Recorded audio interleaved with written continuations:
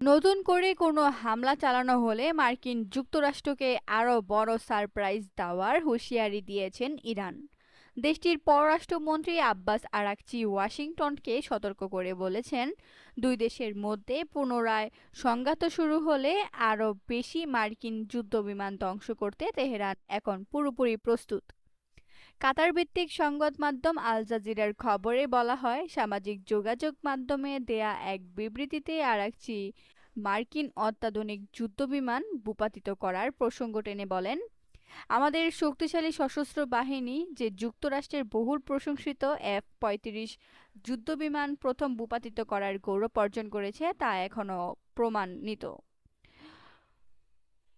পররাষ্ট্রমন্ত্রী আরও বলেন, সাম্প্রতিক সংঘাত থেকে ইরান গুরুত্বপূর্ণ অভিজ্ঞতা অর্জন করেছে এবং পুনরায় যুদ্ধ শুরু হলে আরও বেশি মার্কিন যুদ্ধবিমান ধ্বংস করতে তারা প্রস্তুত।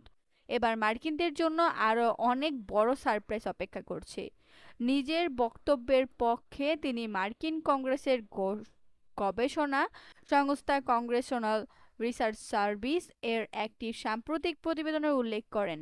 তার দাবি, ওই প্রতিবেদনে যুদ্ধের সময় ডজন খানেক মার্কিন যুদ্ধবিমান ধ্বংস বা ক্ষতিগ্রস্ত হওয়ার তথ্য উঠে এসেছে।